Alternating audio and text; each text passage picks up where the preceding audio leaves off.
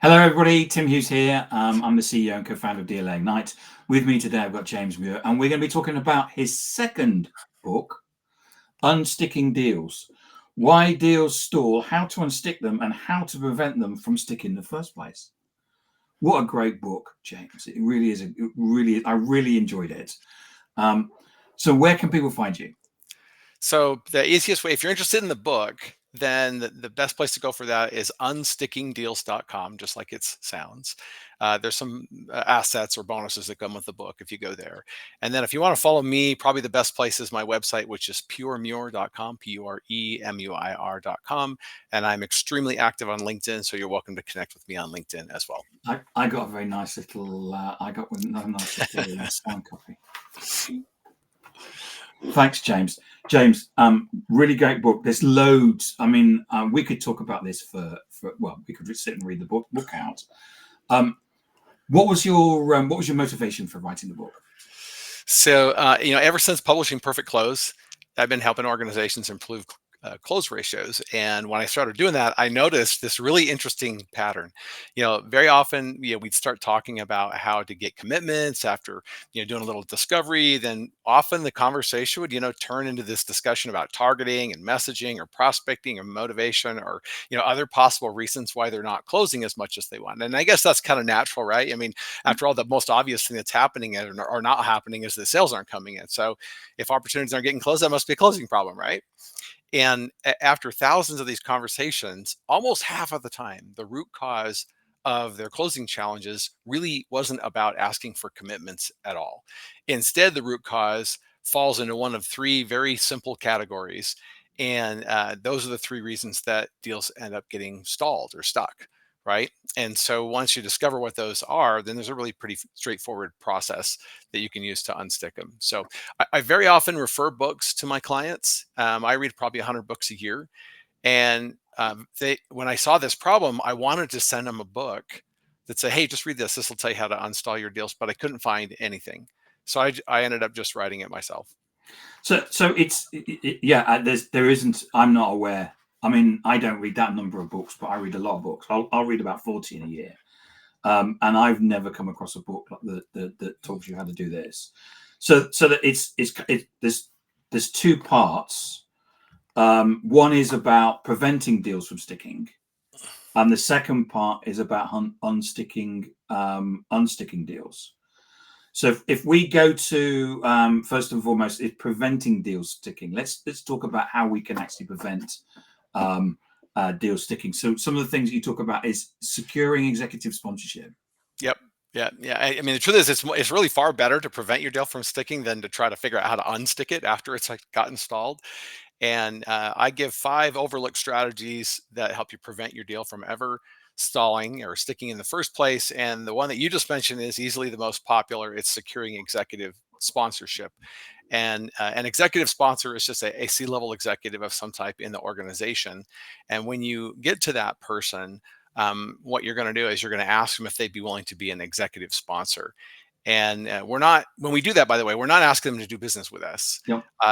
We're just trying to say, hey, will you help us along with the process? Because we know as we go through a process like this, people get busy with their daily workload. And so sometimes, things don't get done that need to get done. And it ends up preventing you from getting to your goal. And then we ask them to be an executive sponsor, and then they'll say, well, what does that mean? Or you'll say, let me tell you what that means. And then you'll provide to them, we give them a letter in the And you've got that in the book. That's right. And you can just hand that to them actually. And it says, hey, here's the things that we're looking for. And I'll just tell your audience real quickly. You're looking for access. That is, you want them to help you get to the right people. Priority, making sure that they're keeping this on point because it's a goal the company has. Making sure that you're getting interest in communicating back to the executive sponsor as you make progress. And that will help you. And then actually specifically ask them, hey, if we hit a log jam, we'd like to be able to come back to you and help you have us unstick it, and then getting clarity around certain goals. And if you do that, what will happen is you can literally, anytime you have any kind of challenge where your deal is stalling out, you can go back to this executive sponsor that you started with, and they will literally unstick it for you. And as you report what's happening with your executive sponsor, what will happen is you'll send an email and you'll tell them, hey, we just did this, yeah, right? You're communicating with them. Well, they end up, and I've heard this many times from clients as I've used this over the years. They go into their meeting informed and they say, hey, I understand that you guys just did this right now. And that sends a message to the whole rest of the team that this is a really important priority for the executive. And so you having that open communication channel with the C-level is hugely powerful. And we're literally, once you've established it, your deal will never stall because you can literally go back to that stakeholder and unstick it at leisure. I think it's a great way of enabling deals to stay unstuck because of the fact that you've got there. And if you talk to any C-level executive, it's not about will the deal work or what's the budget and anything like that. Is they know whether it's your solution or what they're buying, and that could be multiple people they're looking at, is strategically important for their organization. Yeah, I'll Why tell you wouldn't something. they do it? Yeah, something that's funny about it is it'll totally differentiate you from your competitors because as Yeah. soon as you ask them to be a sponsor and then you show them this letter and say, "Hey, here's what that means," they're like, "Oh, wow, this is a professional that I'm working with here, right?" And I had a crazy experience one time. I showed this to us. I always have a folder that has these letters in it. They're not addressed to them by name. You just pull it out and you're just trying to get an understanding. Hey, do you agree to this? Because I'm trying to help your people out and you. And so he said he signed it right there on the spot. He pulled a pen out of his pocket and signed it. And he goes, "Hey, do you have another one of those?" And I pulled it out. I said, "Sure." And he walks me over to his COO and he goes, "Hey, Don, I just signed this thing. I think you should sign this thing too." Right. And so what kind of message did that send to the COO? Right. And so he's just trying to say, hey, look, I believe in this and I expect you to help these guys as they go through this process. So it's a very positive experience. It will also solve other things that tend to cause deals to stick. One of which is getting to the right stakeholders, figuring out which stakeholders the one you need to talk to and getting access to them. If you started with the C-level executive with your sponsor letter, they will sponsor you into whatever position that you need going forward. And so again, it prevents another common reason why deals stall. So one of the ones that you have to prevent deals stalling is create a mutual action plan. This is different from that, isn't it? It is. It is. So, mutual action plans are like little project plans for the client achieving their goal, right? And you may have seen these, but the classic mistake that salespeople make is they think that the client's goal is to buy their product, Yes. and that is not the goal. The goal is for them to achieve the result that their solution generates. And so when you create the mutual action plan, it's important to move far beyond just the signing of the contract to how they actually get the results, which could be months afterwards. But when you create the plan, if you leave that part out, you're leaving out the part the customer thinks is relevant, right? They're only buying your solution because Because it's a means to an end. because the classic thing is you create this closing plan which ends at customer signs, and of course for the client they don't care. But I've talked to salespeople about that, and they say, "Well, I don't know what happens after the customer signs." Oh, okay. So maybe we need to step back a bit and say part of your job as a sales professional is to master the domain that you're selling into, meaning you should know all about the industry. You should be able to help them as a consultant improve things that maybe have nothing to do with your product.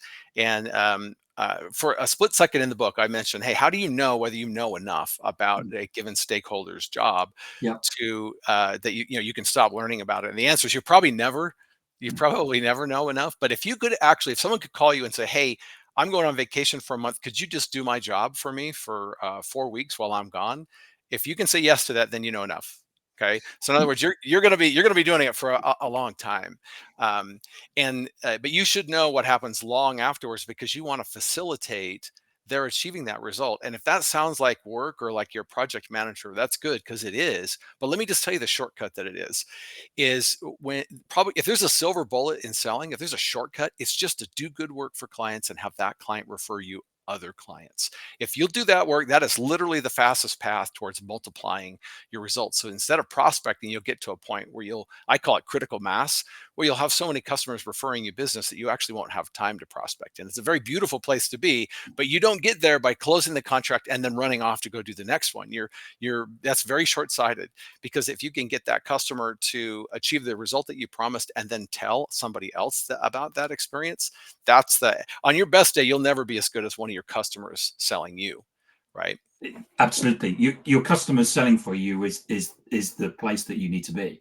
But whenever, if it's when you write your prospecting book, James, which will be not this one, but the one, maybe the one after, or the one after That's that. right. That's what you It's need. underway. Yeah. Yeah. So let's flip it in terms of so that we don't have time to go through all 5 of your preventative strategies, but in terms of unsticking deals, the one that I love you to talk about first of all is what you call the Hail Mary circle of influence letter. Okay.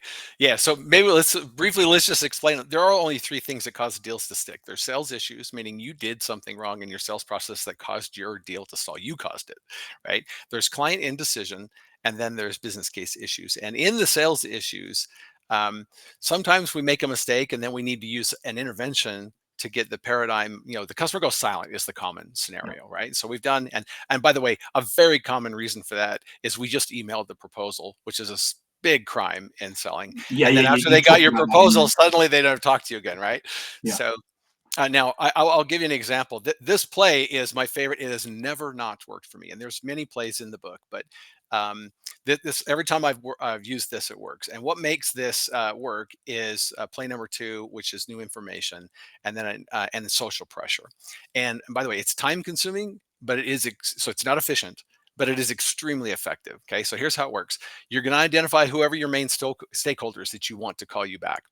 And then you're going to identify the other relevant stakeholders in the initiative. So that might be their boss, it might be a couple of peers, and it might be a couple subordinates. Okay, so maybe there's 6 people in this example, and then what you're going to do is you're going to send a physical letter to each one of them individually. Okay, and it's not the same letter. Well, it's the same letter, but you're sending it to each one separately. Okay, and so I actually sent a FedEx envelope, one of the flat ones.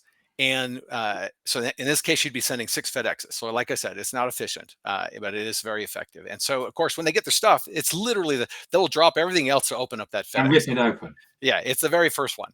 Okay. And so what you're going to do is in that letter, and there's some nuance to what the letter has to look like, you're going to say you have new information that changes everything, but because they've gone silent, you really didn't know who to contact about that change. And for that reason, you copied all, whatever the number is, 6 people, and down at the bottom of the list, you put a CC and you put the names of all the people. And you Okay. say in the book, it's critical that you put all the other names, so they need to know. Yes, they need to see that. They need to Yeah. see the other names. So that's the social part of what makes this work.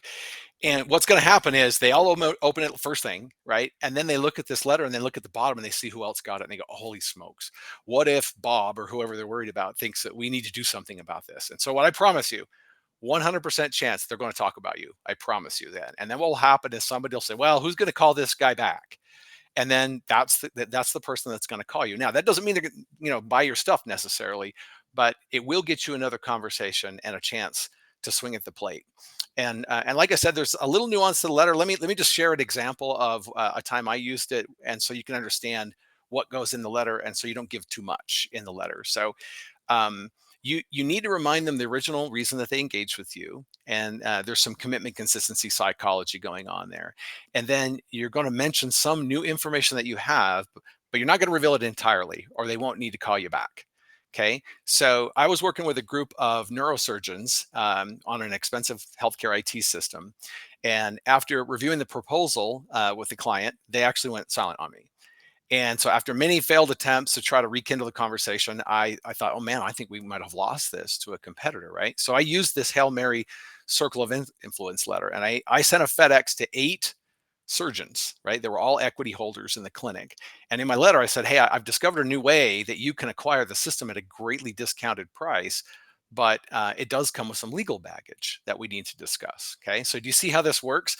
They can see there's a path, but they don't, there's not enough of the details there for them to not call you back. So they're going to have to call me back to know what that legal baggage is. It absolutely worked. Within 24 hours, they called me back and we ultimately won the business. And for your listeners' curiosity, what I had done is we had a local independent physicians association that had already purchased our stuff, and having them get the license through those guys was the way, but they were going to have to join the IPA in order to do that, right? And that's the legal baggage I talked about. But what ended up happening is they joined the IPA, which my IPA client liked, and we ended up winning a deal that we thought we had lost. Yeah, I've seen it done. And the person phoned back and said, and I'll take out words beginning with F out. If you ever do that to us again, we'll never buy from you again. But it got us a conversation. And Yeah. at the end of the day, a win's a win. Absolutely. So again, you're just being of service to them. You don't. It's not a manipulation technique. I had no way of really telling them this, and so I just wanted to have a conversation so I could explain it to them. When you send it via email, in fact, let me just say this. Sometimes people will try what I just described, but they'll use an email to do it instead. It doesn't work.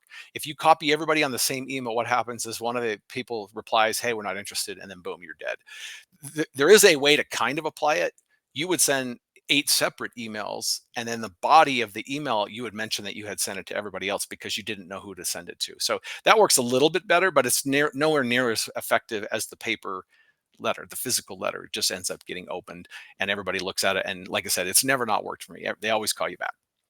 And the fourth one you talk about is a disengage message. And I know in the sales methodology Sandler, there's or one of the reasons I was told that Sandler was really good was because they had this disengage message. Do you want to talk us about that? Sure. So let's make sure that you understand what this type of disengaged message is. So some people, they prospect, and when the prospect doesn't reply to them, they send these disengaged message out, said, "Hey, did you get eaten by a hippo?" or something like that. And that is not a disengaged message because it's not really for unsticking a deal. That's not what that is, because you don't have a deal. If you've never talked to the customer, you It's don't usually have it. sent to me by spammers because Yes. the idea is either to get sympathy or to make you laugh, and you go, "Well, I might as well respond to the spammer." Yeah. And let me tell you why that doesn't work, because they have no vesting in you anyway. Mm. And so you sending, "Oh, I'm going to take it away." Well, you haven't given them anything. And so that's not what this is. What this is if you've already had a conversation, you went through, and then somehow in the middle of the process, it got stuck, right? And they're not responding anymore. So I, um, I prefer to leave the door open just a little bit, right? So, um, if you can't make progress, then what you're going to do is you're just going to, in order to protect your precious time, you're going to send them one of these messages. And unfortunately, sometimes people have to get right up to the brink where they're going to lose something before they reply to you. So, but decide before you send it whether or not you're really walking away for good or not, right? Either way, you're either protecting your time or you're restarting your deal. And as professionals, all we have is our time, right? We convert time to money. So it's important that we're investing our time in opportunities that can actually close. So as you craft the disengage message, just consider whether or not you're walking away permanently. I don't do that. I prefer to leave the door open just a little bit. So when I respectfully decline, I suggest some possible ways to reconnect sometime in the future. And what that does is it gives an opportunity for either of us to re-engage if something changes for some reason, either on my side or their side. And so to be honest, my walkaway emails tend to be very tailored, because they're relying on experiences that I've already had with the customer, and those need to work their way into the letter. But I did my best to try to create a template. So let me go through that. There's basically 10 components of the template. So you let them know, "Hey, I've enjoyed working with your team." You're going to report any progress that you've accomplished together. You're going to keep it positive by suggesting that all those challenges and initiatives are exciting. It's been a long time since we've had any correspondence, and that my experience is that any kind of a long silence either means you've got bad news or something has changed on your side. You're going to give them some sympathy for them being busy, because that gives them an out just in case that was the issue, right? They couldn't get to you because they had some other stuff that was happening. And then, but I say, "Hey, for now, I'm going to close your file. But if you want some help achieving these goals again, I'm happy to help. You can we can leverage any past progress that we've made up to this point. And here's my contact details." And you can usually just leave that in your SIG. So if you do that, then what will happen is we left the door open for them to walk back through it. And what can happen is their priorities. Maybe their house is on fire right now. Yeah.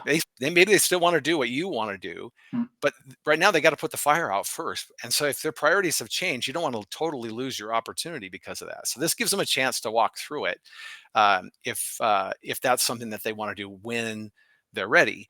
The mistake that I see people make on this is I see people write these emails with a sort of an accusatory or a disappointed tone. "Hey, don't do that. We want them to re-engage with us, and you can't get there by guilt and blame. It doesn't work. Just save your energy." And it needs to be kind of emotionally positive or neutral. It's not like a high school breakup. You're a professional here. Okay.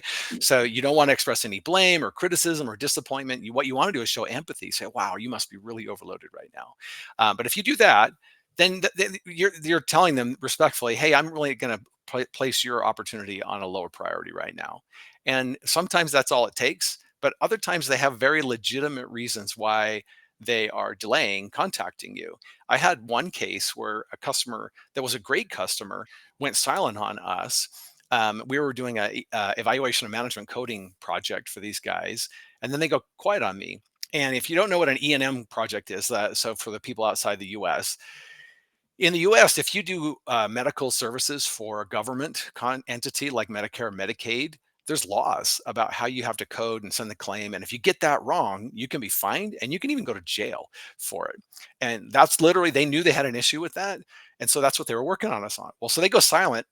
And then what happened was we discovered weeks later that they had been fined and audited by the government. And of course, during that period of time, they were so embarrassed, they did not want to have a conversation with us. But later, when we got re-engaged with them, it was an easy sale, right? Because we didn't have to convince them that there was risk because they'd already been penalized by it. And so and so it would have been a shame for us to misread that and then just flat out walk away. When in reality, all that happened was something inserted itself above us as the client's priority. And so us just biding our time ended up making it come back up when it was ready. Boom, it was an easy sale. I think always that salespeople and buyers have different priorities, don't they?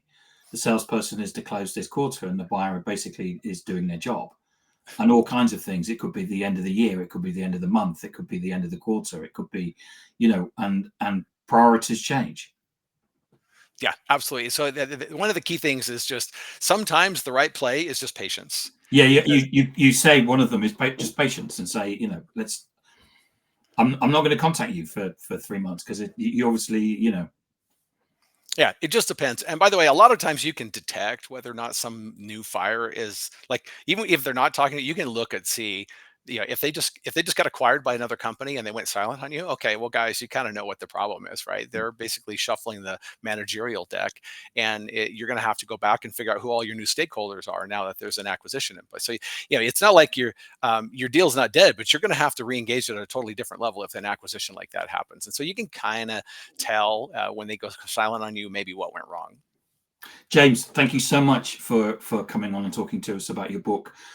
So if I wanted to buy one of these, where can I get one from? Well, it's on Amazon right now, and probably by the time now, I guess for the live streamers, it's not available yet. But by the time this gets on the podcast out there, it will be available on audiobook, so on Audible. So, but you can go to unstickingdeals.com to register and get the bonuses for the book, and you can get the book itself off Amazon. And where can I find information about you? Probably the best if you want to follow me is puremuir.com, puremuir.com. And also, I'm very active on LinkedIn. So if you want to catch me there, I'm pretty active, and I follow up on my LinkedIn messages. So I'd be happy to connect with anybody. And just so people know, James's previous book about closing is the best book you can buy on closing. I can assure you that. And I say that to lots and lots of people. Yeah, you're very kind. Yeah, it's. I think we've sold over 50,000 copies of it, so it's done pretty good. It's very good. Yeah.